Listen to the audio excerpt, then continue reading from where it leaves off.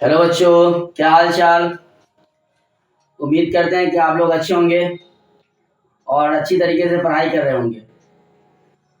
तो बच्चों, आज हम लोग स्टार्ट करने जा रहे हैं क्लास 10 का चैप्टर नंबर 3, चैप्टर नंबर 4। उसका नाम है द्विघात समीकरण। ठीक है, तो आज हम लोग जो है द्विघात समीकरण का इंट्रोडक्शन जानेंगे कि आखिर द्विघात समीकरण होता क्या है। ठीक है, अभी कुछ दिनों 2-3 दिनों से जो है कुछ टेक्निकल प्रॉब्लम के कारण जो है वीडियो वगैरह अपलोड नहीं हो रहा था। तो अब सब सेटल है, सब ठीक ठाक हो गया है। तो आज से रोज शाम में और सुबह 2 टाइम जो है आपको यूट्यूब पे वीडियो अवेलेबल हो जाएंगे। तो आज हम लोग शुरू करते हैं द्विघात समीकरण के बारे में। ठीक है, द्विघात समीकरण के बारे में हम लोगों ने द्विघात समीकरण पढ़ने से पहले क्लास 10th में ही द्विघात बहुपद के बारे में पढ़ा है। ठीक है ना, एक जो सेकेंड नंबर चैप्टर है जिसका नाम है बहुपद, तो बहुपद में हम लोग को पढ़ना है द्विघात बहुपद। तो ये जो चैप्टर है इसका नाम है द्विघात समीकरण। अब इसीलिए हमने इंट्रोडक्शन में यहाँ पे ऑब्जेक्टिव में लिख रखा है कि इस चैप्टर में हम लोगों को किस किस चीज के बारे में जानना है। ठीक है, तो सबसे पहली बात यह है कि हम लोग अगर क्लास 10th में ही अगर मतलब चैप्टर नंबर 2 पढ़ा होगा, तो चैप्टर नंबर 2 में हमने ये पढ़ा है कि बहुपद किसे कहते हैं। ठीक है, और जिनको ये बहुपद के बारे में पता होगा तो वो द्विघात समीकरण को समझ जाएंगे। द्विघात बहुपद पहले पता होगा और बहुपद के बाद क्या पता होगा कि द्विघात बहुपद किसको कहते हैं। तो हम लोग 9th में ही पढ़ा था कि द्विघात बहुपद किसे कहते हैं, त्रिघात बहुपद किसे कहते हैं, है ना, चौघात बहुपद किसे कहते हैं। ठीक है, तो ये पॉलिनोमियल जो है जिसको हम लोग बहुपद बोलते हैं, ये कई तरह के होते हैं। तो हम लोग जनरली जो अभी क्लास 10th में पढ़ेंगे ये द्विघात समीकरण जो आया द्विघात बहुपद से आया है। तो हमने 10th में ही पढ़ा है बहुपद के बारे में। तो बहुपद के बारे में हमने पढ़ा तो क्या पढ़ा कि वैसा बीजीय व्यंजक जिसके चर का घात और ऋणात्मक पूर्णांक संख्या, उसे हम लोग क्या कहते हैं, बहुपद कहते हैं। ठीक है, क्या कहते हैं, वैसा बीजीय व्यंजक जिसके चर का घात और ऋणात्मक पूर्णांक संख्या, उसे हम लोग क्या कहेंगे, बहुपद कहेंगे। अब बहुपद में आता था कि मतलब पॉलिनोम, ये जो एक रैखिक बहुपद, द्विघात बहुपद, त्रिघात बहुपद, तो जिसका जिसका घात डिपेंड करता था। जनरली एग्जांपल ले लेते हैं, जैसे यहाँ पे लिखा हुआ है कि 3x² प्लस 4x प्लस 6। अब यहाँ पे क्या था कि अगर ये दिया रहता था, हम लोग से पूछा जाता कि बताइए ये कौन सा बहुपद है, मतलब ये तो बहुपद है ही। सबसे पहले पूछा जाता क्या ये बहुपद है, वाकई बहुपद है भाई। क्यों? क्योंकि बताया गया है कि वैसा बीजीय व्यंजक जिसके चर का घात, चर किसको बोलते हैं, ये जो आपका 3 हो गया ये आपका हो गया अचर, ये 3 क्या है, अचर। ठीक है, ये जो x है ये आपका क्या है, ये आपका चर है। ठीक है, ये जो ऊपर में 2 है ये क्या आपका, ये आपका घात। ठीक है, ये तो आपका क्या है, घात। तो बोला गया क्लास 9th में भी क्लास 10th में भी जब बहुपद का डेफिनेशन दिया जाता था तो बोला जाता है कि वैसा बीजीय व्यंजक जिसके चर का घात और ऋणात्मक पूर्णांक संख्या, उसे हम लोग क्या कहते हैं, उसे हम लोग बहुपद कहते हैं। अब ऋणात्मक पूर्णांक क्या है, और ऋणात्मक पूर्णांक कौन आता है, 0 से स्टार्ट। ऋणात्मक पूर्णांक माइनस वाला, और ऋणात्मक बोला गया जो ऋणात्मक नहीं है, मतलब धनात्मक है, सिंपल बोला जा सकता है, मतलब धनात्मक या 0। दूसरे लैंग्वेज में इसको ऐसे ही बोला जाता है कि वैसा बीजीय व्यंजक जिसके चर का घात पूर्ण संख्या हो। पूर्ण संख्या कहाँ से स्टार्ट होता है, 0 से, तो वो भी आपका हो जाएगा। ठीक है, तो आपको जैसे भी याद रखना है डेफिनेशन, उसको समझना मेन इंपॉर्टेंट है, डेफिनेशन याद कर लीजिए। लेकिन ये जान लीजिए कि बीजीय व्यंजक कब बहुपद कहलाएगा, जब उसके चर का जो घात होगा वो क्या होगा, पूर्ण संख्या होगा। यहाँ गौर से देखिए, यहाँ चर है, इस पे घात 2 है, इस पे कुछ नहीं है, कहने का मतलब घात क्या है, 1 है, और ये क्या है, इस पे तो चर है ही नहीं, तो ये क्या है, बहुपद है। सबसे पहली बात तो ये क्या है, बहुपद है, पहली बात है कि ये बहुपद है। अब दूसरा बात क्या है कि ये क्या है, द्विघात बहुपद है। क्या है, द्विघात, ये क्या आपका द्विघात बहुपद है। दूसरा बात ये आपका द्विघात बहुपद है। अब द्विघात बहुपद कैसे है, क्यों बोला गया कि वैसा बहुपद जिसके चर का अधिकतम घात 2 हो। सबसे ज्यादा घात क्या है इसमें, और से देखिए, एक्स पे यहाँ एक्स है ही नहीं, यहाँ एक्स है तो उसकी पावर कितना है, 1 है, यहाँ 2 है, तो अधिकतम घात क्या है, 2 है। तो जो किसी बहुपद का जो अधिकतम घात होता है उसी के नाम से क्या कहलाता है, बहुपद, मतलब जो पावर होता है उसी के नाम से बहुपद भी कहलाता है। तो इस पे अधिकतम घात क्या है, 2 है, इसलिए इसका नाम पड़ेगा द्विघात बहुपद। अगर यहाँ पे हम एग्जाम्पल के लिए यहाँ पे लिखते हैं, यहाँ पे 2x³ प्लस 5x² +3x + 9 या यहाँ पे कुछ भी। तो ये यहाँ पे देखिए अधिकतम घात क्या आ गया, अधिकतम घात आपका आ गया 3, मतलब ये क्या हो गया, त्रिघात बहुपद हो गया। ठीक है, लेकिन हम लोग को अभी फिलहाल इस चैप्टर में द्विघात समीकरण में हम लोग को त्रिघात बहुपद चौघात बहुपद के बारे में नहीं जानना है, हम लोग को जानना सिर्फ द्विघात बहुपद के बारे में। क्यों? क्योंकि द्विघात बहुपद से ही हम किस पे आएंगे, द्विघात समीकरण पे आएंगे। ठीक है, तो क्लास 9 में हम लोगों ने बहुत सारा द्विघात बहुपद देखा, बहुत सारा सॉल्व किया। क्लास 10 में जब चैप्टर नंबर 2 स्टार्ट हुआ तो उसमें हम लोगों ने बहुपद पढ़ा, बहुपद के द्विघात मतलब द्विघात बहुपद को भी पढ़ा और उसका सॉल्यूशन करने का तरीका भी देखा, द्विघात बहुपद के शून्य निकालने का भी तरीका से देखा। ठीक है, द्विघात बहुपद का स्टैंडर्ड फॉर्म भी हम लोगों ने देखा, है ना। तो द्विघात बहुपद क्या होता था, अगर उसके द्विघात बहुपद की बात किया जाए उसका स्टैंडर्ड फॉर्म क्या होता है, द्विघात बहुपद है ax का x² + bx + c, ये होता था आपका द्विघात बहुपद का स्टैंडर्ड फॉर्म। ठीक है, मतलब इसका मानक रूप। ठीक है, किसका होता था, ये होता था आपका द्विघात बहुपद का, द्विघात बहुपद का मानक रूप है ये।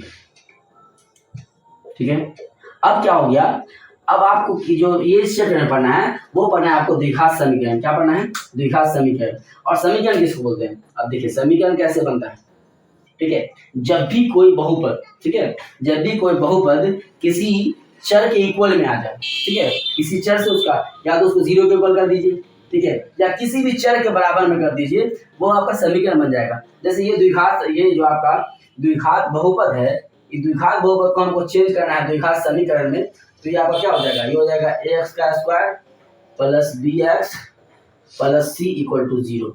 मतलब अगर द्विघात बहुपद को अगर इसको उसके बराबर उसके 0 के बराबर कर दिया जाए या किसी भी अचर के बराबर कर दिया जाए, ठीक है, किसी भी कांस्टेंट के बराबर कर दिया जाएगा तो वो आपका क्या हो जाएगा, द्विघात समीकरण हो जाएगा। तो अब द्विघात समीकरण का ये स्टैंडर्ड फॉर्म, ये जो आपका बन गया, ये जो यहाँ पे लिखा गया ना कि स्टैंडर्ड फॉर्म, तो ये द्विघात समीकरण का स्टैंडर्ड फॉर्म हो गया आपका। ठीक है, तो इस चैप्टर में हमको पढ़ना सबसे पहले तो जान लीजिए कि बहुपद किसको बोलते हैं, जो हम लोग ऑलरेडी जानते हैं कि वो ऐसा बीज व्यंजक जिसके चर का घात पूर्ण संख्या उसे बहुपद कहते हैं। दूसरी बात कि द्विघात बहुपद किसको कहते हैं, तो चर का जो अधिकतम घात अगर 2 है तो उसको हम लोग क्या कहते हैं, द्विघात बहुपद कहते हैं, है ना। वैसा बहुपद जिसका चर का अधिकतम घात क्या हो 2 हो, उसे हम लोग द्विघात बहुपद कहेंगे।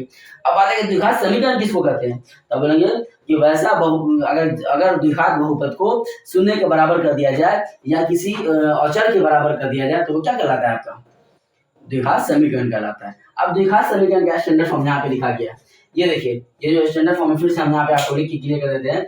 इसका स्टैंडर्ड फॉर्म होता है ax² + bx + c = 0। ये है आपका द्विघात समीकरण का स्टैंडर्ड फॉर्म। ठीक है, जहाँ पे a जो है कभी भी क्या हो सकता है, कभी भी 0 नहीं हो सकता, a ≠ 0, a कभी भी 0 नहीं होगा। अगर a 0 हो गया तो वो द्विघात समीकरण नहीं रहेगा। क्यों? क्योंकि a किसके मल्टीप्लाई में है, x² के मल्टीप्लाई में। आज जैसे ही a 0 हो जाएगा तो ये क्या होगा, आपका x² 0 हो जाएगा, तो ये क्या हो जाएगा, रैखिक समीकरण बच जाएगा, द्विघात समीकरण नहीं रह पाएगा। ठीक है, इसीलिए कहा गया है कि वैसा जो कोई बहुपद है अगर उसको 0 से बराबर कर दिया जाएगा तो यहाँ जो बन के आया, ये जो आएगा आपका स्टैंडर्ड फॉर्म हो जाएगा इसका द्विघात समीकरण का। ठीक है, अब द्विघात समीकरण के बारे में सिंपल सा बात याद रखिए कि वैसा समीकरण आपको दिखेगा जिसके चर का घात 2 होगा। चर का घात कितना होगा, 2 होगा। जिसके भी चर का घात 2 होगा वो क्या कहलाएगा, आपका द्विघात समीकरण कहलाएगा। बस सिंपल सा कोई सा भी क्वेश्चन दे दे। अब जैसे आपको एनसीईआरटी में सबसे पहला क्वेश्चन जो पूछा गया है वो पूछा गया कि बताइए कि ये द्विघात समीकरण है कि नहीं, तो आपको थोड़ा सा उसको समीकरण को उलझा के देगा, उसको आपको सॉल्व करना पड़ेगा, देखना पड़ेगा कि द्विघात समीकरण आ रहा है कि नहीं आ रहा है। ठीक है, तो मैं अभी आपको उसका एग्जाम्पल करवाऊंगा कुछ। पहले थोड़ा सा इसको और इस चीज को समझ लीजिए। सबसे पहला था कि द्विघात बहुपद जो हम लोग का क्लियर हो गया, द्विघात बहुपद किसको बोलते हैं। दूसरा है द्विघात बहुपद के शून्य। हम लोग द्विघात बहुपद के शून्य के बारे में जानते थे। द्विघात बहुपद का शून्य क्या होता था, एक होता था अल्फा, दूसरा होता था बीटा, जो हम लोगों ने फार्मूला ही पढ़ा है द्विघात बहुपद के शून्य के बारे में। द्विघात बहुपद के शून्य का फार्मूला हमने पढ़ा था कि अल्फा प्लस बीटा बराबर, हम लोग पढ़ते हैं कि अल्फा प्लस बीटा बराबर -b/a, पढ़े थे फार्मूला, पढ़े थे, याद है कि नहीं। और अल्फा इंटू बीटा बराबर क्या होता था, c/a। ये आपका शून्य को में गुणनफलों में ये संबंध था। इसका शून्य को, इसका जो शून्य होता है द्विघात समीकरण का 2 होता है, एक होता है अल्फा, एक होता है बीटा। ठीक है, क्यों अब शून्य 2 क्यों होता है। अब बात आती है कि शून्य 2 क्यों होता है, क्यों, क्योंकि इसका अधिकतम जो घात है वो क्या है, 2 है। अगर कोई पूछ दे कि अगर त्रिघात बहुपद का शून्य कितना होगा तो 3, चौघात बहुपद में शून्य कितना होगा 4, मतलब जितना उसका घात होगा उतना ही उसका शून्य होगा, जिसको हम लोग इंग्लिश में जीरोस भी बोलते हैं। ठीक है, अब आ जाती है यहाँ हम लोग शून्य निकालते थे, अब उसी में द्विघात समीकरण का इसमें क्या हो जाएगा, द्विघात समीकरण में क्या हो जाएगा, उसी को हम लोग मूल बोलेंगे। द्विघात समीकरण जब आएगा तो उसी में हम लोग उसको मूल बोलेंगे, वहां बोलते थे शून्य, यहाँ बोलेंगे मूल, जिसको हम लोग बोलते हैं रूट्स। ठीक है, तो अब इसमें हम लोग क्या करेंगे, ए और एक्स की वैल्यू फाइंड करेंगे। ठीक है, तो ये सब जो है आगे चल के इसका सारा जो फॉर्मूला है इस चैप्टर में जो पढ़ेंगे हम, क्या क्या पढ़ेंगे अभी फिलहाल, जो बहुपद के बारे में तो जानेंगे, द्विघात बहुपद में जानेंगे, द्विघात समीकरण के बारे में जानेंगे। सबसे पहले कि द्विघात समीकरण कौन है, पहले पहचान करेंगे। सबसे पहला जो एनसीईआरटी में क्वेश्चन है, आपको उसमें बोला गया है कि पहचानिए कि इसमें से कौन कौन द्विघात समीकरण है। ठीक है, तो हम लोग देखते हैं आगे चल के कि कौन कौन द्विघात समीकरण है और कौन कौन द्विघात समीकरण नहीं है।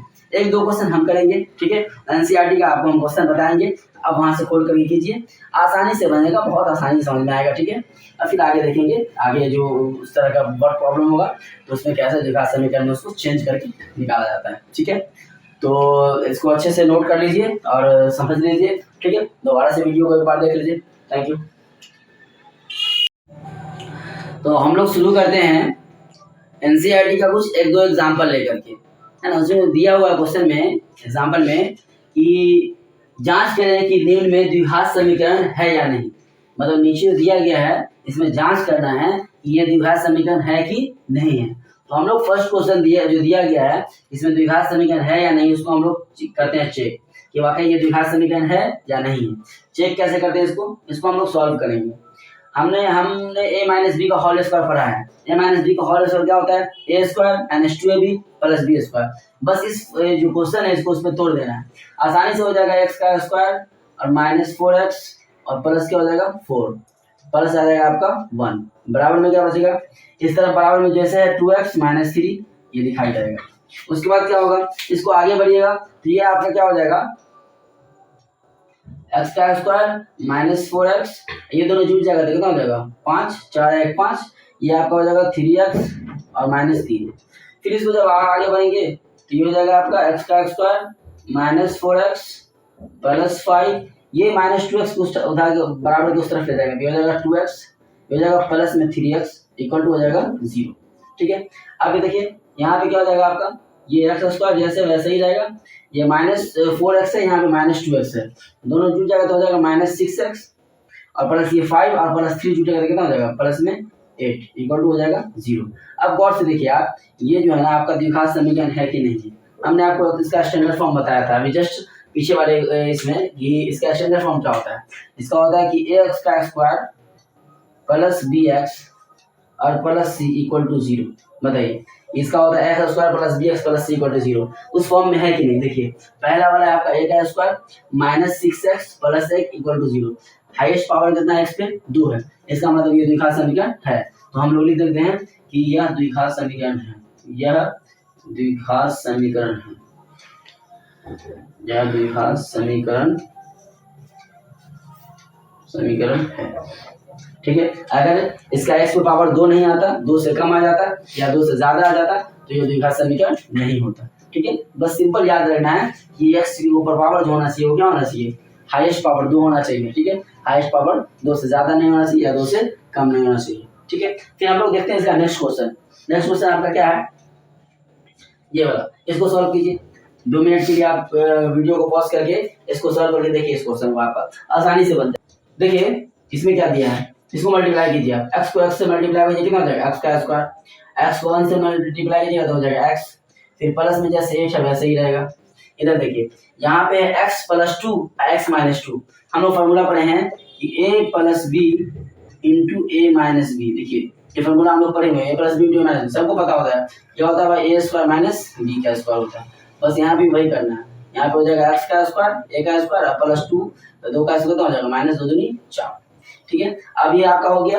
अब उसको फिर बराबर को उस तरफ ले जाएंगे, जो भी नंबर है मतलब सारे को बराबर को उस तरफ इधर 0 कर देंगे। देखिए ये हो जाएगा आपका x का स्क्वायर प्लस x प्लस 8 उस तरफ जाएगा x स्क्वायर तो हो जाएगा माइनस x का स्क्वायर, ये माइनस हो जाएगा तो हो जाएगा प्लस 4 इक्वल हो जाएगा आपका 0। अब देखिए गौर से, ये देखिए ये प्लस x का स्क्वायर है, ये माइनस में, ये तो कट गया, अब बचा क्या, तो बच गया x और प्लस बचा 12 इक्वल टू 0। अब इसको गौर से देखिए आप, x की हाईएस्ट पावर कितना है, x का हाईएस्ट पावर सिर्फ क्या है, 1 है। मतलब ये क्या है, इसका द्विघात बहुपद, द्विघात बहुपद, द्विघात समीकरण, द्विघात समीकरण, द्विघात समीकरण नहीं है। अब क्यों नहीं है भाई, नहीं है, क्यों नहीं है, इसलिए नहीं है क्योंकि इसका स्टैंडर्ड फॉर्म क्या होता है भाई, इसका होता है x का square plus bx plus c equal to 0। यहाँ पे x का स्क्वायर वाला है ही नहीं।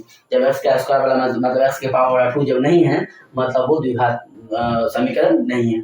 हर हाल में x की पावर 2 वाला उसमें होना चाहिए, और उससे हाईएस्ट पावर भी नहीं होना चाहिए और उससे लोएस्ट पावर भी नहीं होना चाहिए। यहाँ पे देखिए द्विघात समीकरण है, ठीक है। तो एनसीईआरटी में आपका 4.1 में बहुत सारा क्वेश्चन दिया हुआ है, जो उसमें आप जाकर सॉल्व कीजिएगा, उसको बनाइएगा। बहुत आसान चैप्टर है, कुछ भारी नहीं है इसमें, ठीक है। ये आपको सिर्फ जांच करना होता है कि कौन द्विघात समीकरण है, कोई द्विघात समीकरण नहीं है। इसमें कुछ क्वेश्चन आते हैं जो लैंग्वेज प्रॉब्लम होता है, ठीक है। तो आगे का जो अभी जैसे होगा उसमें हम आपको लैंग्वेज प्रॉब्लम बताएंगे, ठीक है। मिलते हैं फिर नेक्स्ट वीडियो में, ठीक है, इसी चैप्टर को लेकर के।